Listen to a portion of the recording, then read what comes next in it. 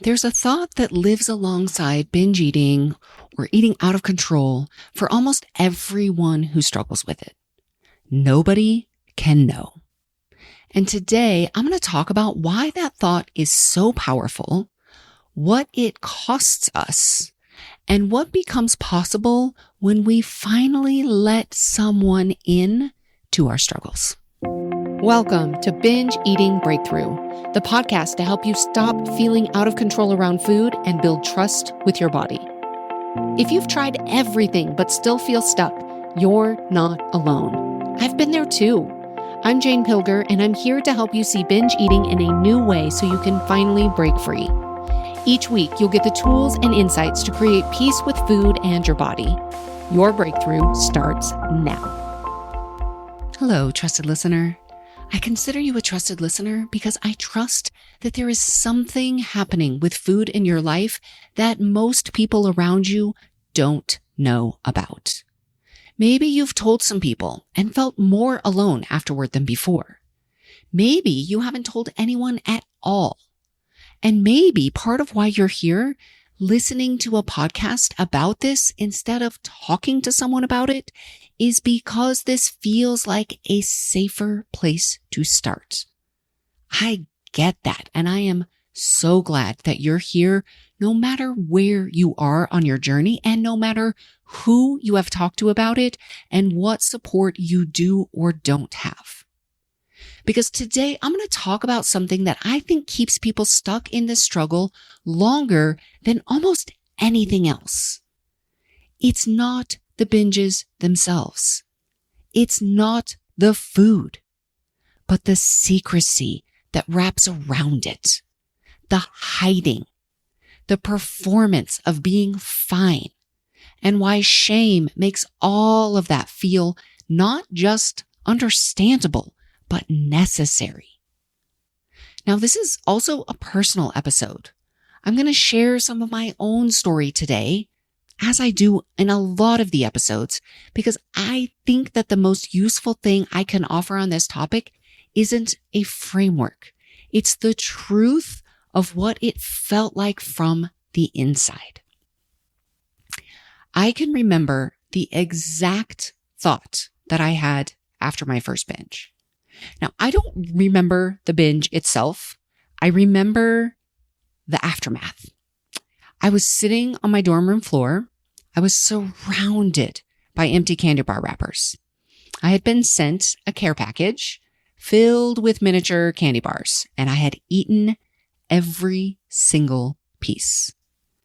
And in that aftermath, before I fully understood what had happened, this thought arrived. I remember looking around, seeing all of the wrappers and thinking, oh my gosh, what have I done? And then this thought came, nobody can know. And then I will never do that again. What just happened? Nobody can know, and I will never do it again. And those two thoughts, nobody can know, and I will never do this again, they live together for a long time. I will fix this on my own. What just happened? What is wrong with me? Nobody can know, and I'm going to fix this. All of these were making the struggle smaller and more private and more mine to solve alone. Really, when I say they were making it smaller, I only say smaller in that it was just a struggle with myself. But the struggle itself was getting bigger because it kept happening again and again.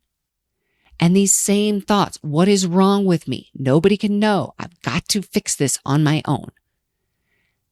And somewhere that I will never do that again, because I had done it so many times, that stopped and it shifted into I have to figure out how to stop.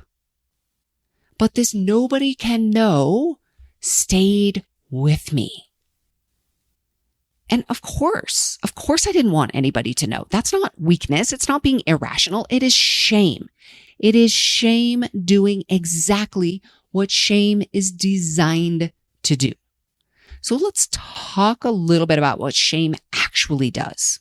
So shame is different from guilt. Guilt says, I did something bad. Shame says, I am something bad. I am broken. There is something wrong with me. Guilt is about what you've done. It's about an action. Shame is about who you are. It's an identity. And shame has a very specific survival strategy. Stay hidden. Because if nobody knows, nobody can confirm the worst thing that you believe about yourself. If the secret stays a secret, the fear stays hypothetical. She might not love me if she knew. He might not respect me if he saw what I was doing. They might think differently of me. I might get rejected. And as long as nobody knows, those fears never get tested. So shame forces us to hide. The binge happens alone. The shame lives alone. The evidence gets hidden. The cycle stays intact, running in the dark where nothing outside it can reach it. And what that hiding often looks like in practice, it's not just the secret itself, but the shrinking that comes with it. Not going places, staying home, not living your life, avoiding situations where you might be seen or where being around certain foods feels too risky, or the weight of pretending like you have it all together just feels like too much. Your entire mental capacity filled with thoughts about food or your body. And yet the face that you show the world is someone who is fine, who is handling it, who has it under control. You can be in a room full of people who love you and be completely alone in this. I can remember so clearly, people would have no idea. I looked like I had it all together on the outside, and on the inside was anything but the truth. So over time, with this struggle that I was having, I sought help very quietly. I did not want anybody to know that I needed this help. So when I was in college, and all of this started, I found an eating disorders therapist in my town, and I saw her for a couple of years, which helped to have somebody to talk about it. And then I met my now husband, Todd, and something shifted.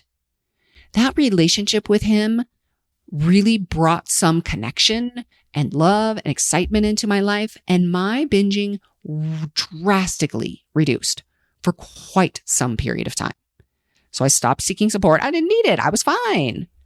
Might have a few little things here and there, but for the most part, I was so focused on being in love and getting married and all of the amazing things.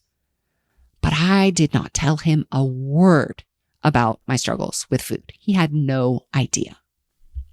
People in my life thought I was the disciplined one, the healthy one. They had no idea what I was doing or what I was eating behind closed doors. And I had become very good at the performance of being fine, of being successful, of being somebody who had it all together. And then when Todd and I moved in together, the binging shifted. I was no longer alone in my apartment like I was. My very first binge was my dorm room in college. Then I moved into an apartment by myself where I was able to binge very easily, go to the store, come back to my apartment, eat a lot of things. But when I was living with Todd, I couldn't do that anymore. So the binging moved to the car, and I would drive from store to store around town, only buying enough at each place so that nobody could see how much I was actually eating in total. I would stop at a light, and I would make sure that my car was offset from the one next to me so that nobody could look over and see me eating. I would park at a donut shop or a convenience store and hope that nobody saw me walking in or out before I got back to the privacy of my own car. And that's what shame costs. Not just the emotional weight of it, but the actual logistics of a life organized around keeping a secret. So shortly after Todd and I got married, the binge eating resurfaced in full force. So I went to another eating disorders therapist, and eventually she suggested something that terrified me. She suggested that I tell my husband. And I had a lot of resistance to this, and it took her a while to convince me that it was a good idea. Now, I've shared the bigger story in episode 30 of this podcast. It's called How to Talk to Your Loved Ones About Your Secret Eating. So I'm going to link that episode in the show notes so you can go back. And if you are somebody who really wants to consider talking to your loved ones about it, that is a great resource for you. So I'll be sure to link that in the show notes. But let me tell you, just paint the picture briefly for what that conversation looked like when I told him. I was laying on my back on our bed. I could not even sit up. I could not look at him. I had my arm over my eyes. And I was so convinced that if he really knew what I was doing and how much I was eating, he would not love me in the same way.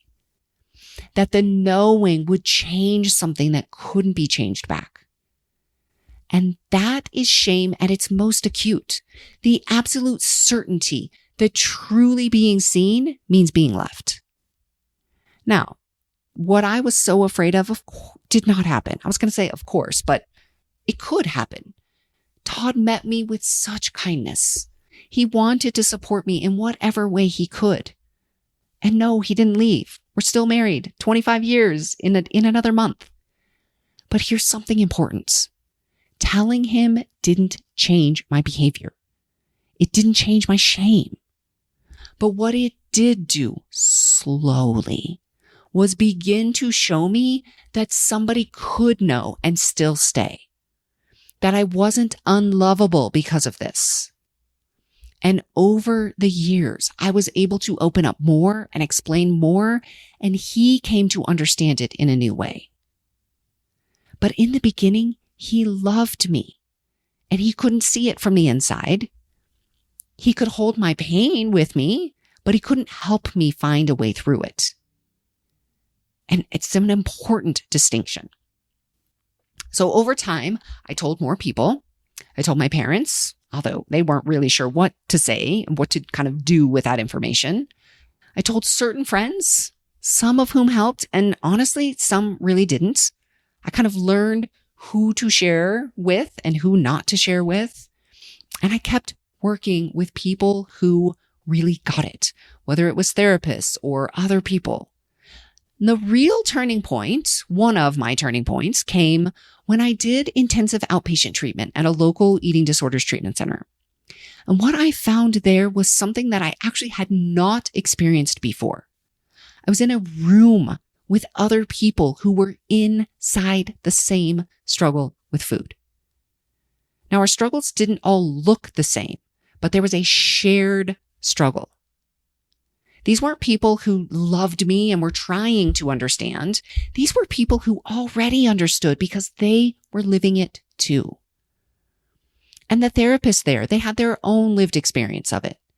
They could sit across from me and not just say, I hear you, but I know this place. That was different from anything else that I had encountered. And it was the first time I truly felt not alone in this particular way of being alone. Not alone in my struggle with food. And something in me relaxed in a way that I didn't even know had been held so tight. But even that wasn't the complete picture for me. That IOP experience, it gave me community, and that mattered a lot. But in that program, we talked a lot about food, about our behavior, about our thoughts. But what I wouldn't learn until much later was the nervous system piece. Understanding what was actually happening in my body. Why the patterns were running the way they were. What was happening underneath the behavior at a biological level. And when I finally encountered that work, it felt like the missing piece I had been circling around for years. It was the thing that made the rest of it make sense.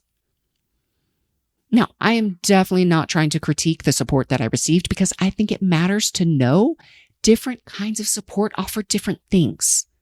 And finding someone who can help you understand not just what you're doing, but why your nervous system learned to do it and what to do in response is, in my experience, one of the most important pieces of the puzzle.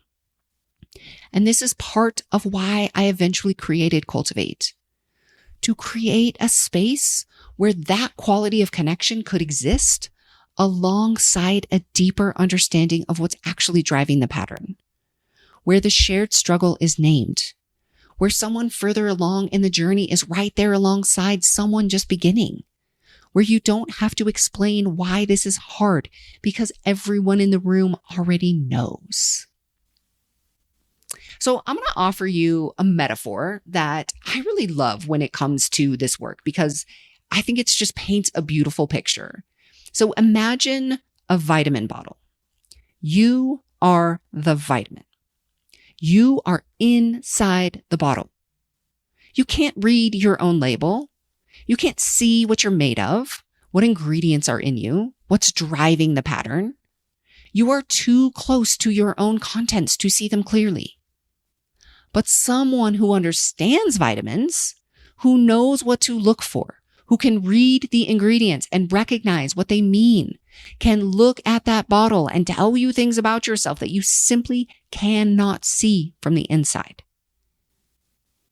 So I think it's such a beautiful metaphor because people think, like I have no awareness or I'm not smart enough to know what's going on or what's causing all of this.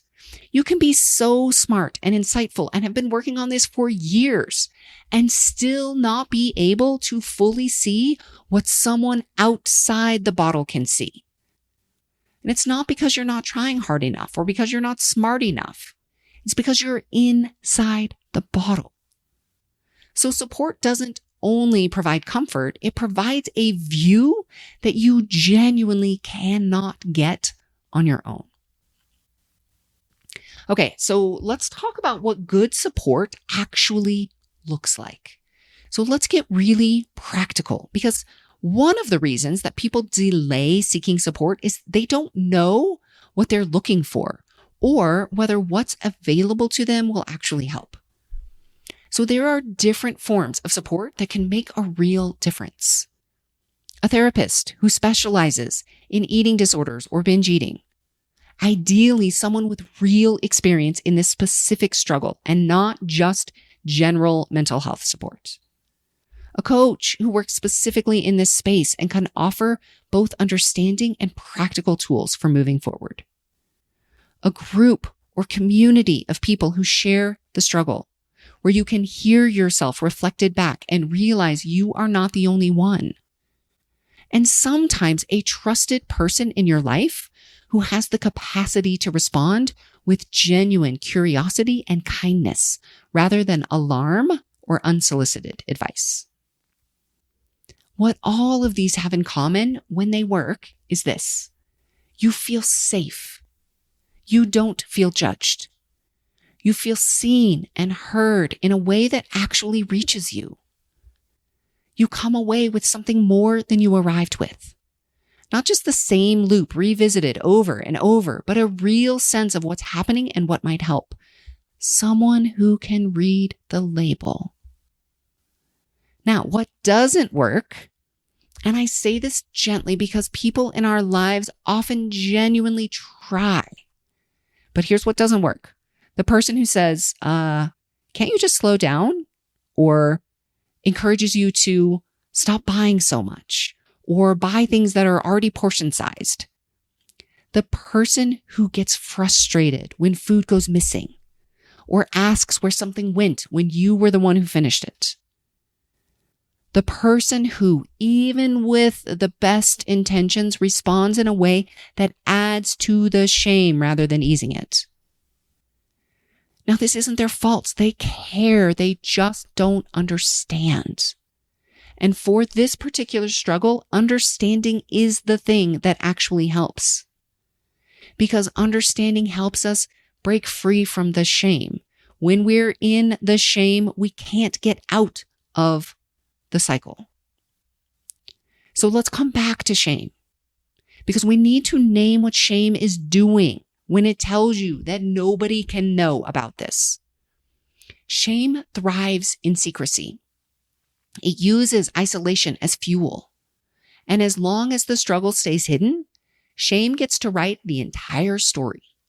It gets to tell you you're the only one, that you're broken in a way that is unique and particular to you, and that if anyone really knew, they would be shocked or disappointed, or they just wouldn't love or approve of you, or they just wouldn't understand. Now, the moment that you say it out loud to someone who gets it, shame loses some of its power. Not all of it and not immediately, but something shifts. Because now the story has a witness. And the witness doesn't confirm what shame predicted. They say, I know this. I've been here. You are not what shame says you are. And that is what breaks the cycle. Not willpower, not a better strategy, not trying harder in private, but being known by someone who can actually hold what they're seeing with understanding rather than alarm. There's something that happens in the nervous system when shame is met with genuine understanding rather than judgment. Something settles. And that part that has been bracing for confirmation of the worst thing you believe about yourself finally gets a different response. And when that part can settle, even a little, there is more room for everything else. More room to get curious. More room to hear what's actually happening underneath. More room to do the work that changes things. There's a name for this. It's called co-regulation. When you are with another person whose nervous system is calm and regulated, your own nervous system begins to sync with theirs. Not as a metaphor. This is biological. We are wired as humans to regulate through connection with other people. It's why a baby calms in the arms of a calm and loving parent. It's why sitting with someone who is genuinely unafraid of your story can shift something in your body that you couldn't shift on your own. The right support doesn't just help you think about things differently. It helps your nervous system feel safe enough to do the work. I did a full episode on this called The Power of Co-Regulation, and I'll link it in the show notes if you want to go deeper on why this matters so much in the context of just overcoming your challenges with food. This is why binge eating stays secret for so long for so many people. It's why support, real support with the right person or people is not optional in this work. It's often the thing that makes the difference between the cycle continuing for another decade or something genuinely beginning to shift. And if you're listening to this and you have not told a single person about your challenges with food, I want to speak to you directly for a moment. And not to pressure you at all, but I want you to hear this. This is more common than you know. More than half of the people that I talk to have never told anyone about their struggle, or they have told people in their life. So they have people in their life who know something, like maybe there's something going on with food stuff, but they don't really know the extent of what happens behind closed doors. You are not alone in this. There is nothing unusual or unique about you. You're carrying something really heavy alone, and you simply don't have to. I want you to know this. You do not have to figure this out alone. I spent years trying to figure this out on my own. Years of, I have to fix this before anyone finds out. Years of driving from store to store, throwing the trash away at the convenience store so that there would be no evidence, and trying to pretend like nothing had happened when there was no way that I could actually pretend like nothing had happened. I know what it costs to carry this alone. The shame, the judgment, the heaviness. And I know what it felt like when I finally stopped. And that was not a quick, like, oh, I switched from one to the other. It was a long process. And if you are somewhere in that journey right now, and you are considering reaching out for help, for support, I want you to know reaching out, asking for help is not weakness. It is not proof that you can't handle things.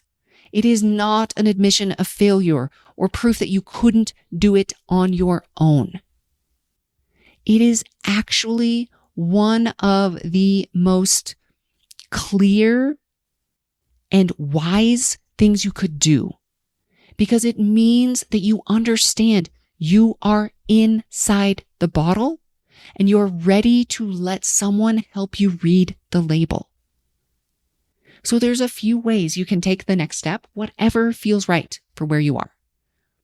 If you're ready to just talk to someone about what's going on with your struggles, if you're ready to talk about what working together might look like, you can book a breakthrough call. I'll put the link in the show notes.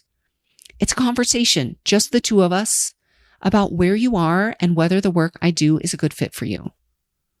And if you're not quite there yet, keep listening to this podcast.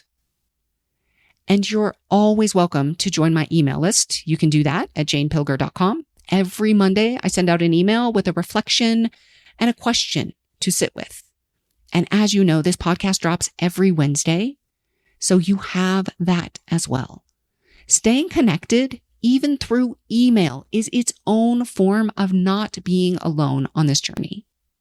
And know that listening to this podcast is a step. You found this podcast for a reason. And that's really important. So I'm going to close this episode with something that I could not have imagined from that dorm room floor back in the late 90s after my first binge. I make a podcast about this now. I talk about it openly. I have built a program specifically so that other people don't have to carry this alone the way that I did for so long. I have written a book about this. That book is filled with my stories, the things that I was so convinced that nobody could ever know. The thing I was most convinced nobody could ever know has become the work of my life. I have clients all over the world. I have people in countries I haven't even been to reaching out because something I said landed true for them. It's so powerful to me that a girl who swore nobody could ever know ended up saying it out loud in a way that is reaching people all over the world. I hear from people quite frequently who tell me that they see themselves in my story. That listening to this podcast, sometimes for the first time anywhere, they felt understood. Like somebody finally got it. That they didn't feel alone in their struggle with food, maybe for the first time in a long time. And if that is you, I want you to know this podcast absolutely is a form of support. You are not just passively consuming content. You are letting something in, allowing yourself to be seen, even if only by your own recognition of your own experience in what I share. That is a beginning. And if you are ready for more, I want to gently invite you to find at least one human being you can talk to about this. Not everyone, not publicly, just one safe person who can know. It could be a therapist. It could be a coach. It could be a group. It could be someone in your life who you trust to respond with kindness. Shame cannot survive being spoken out loud to someone who responds with understanding. It needs secrecy to stay alive.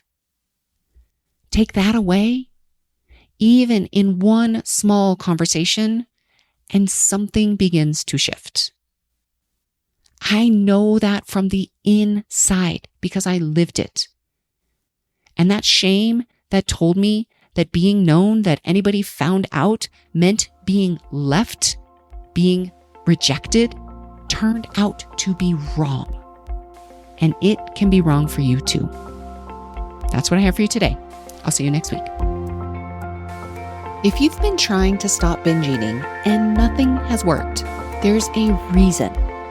I created the Binge Breakthrough miniseries to help you finally understand what's driving your binge eating beneath the surface so that you can actually start to change it. Each video is short and they're designed to give you the clarity and direction you've been missing so you can stop feeling stuck and start finding your way out.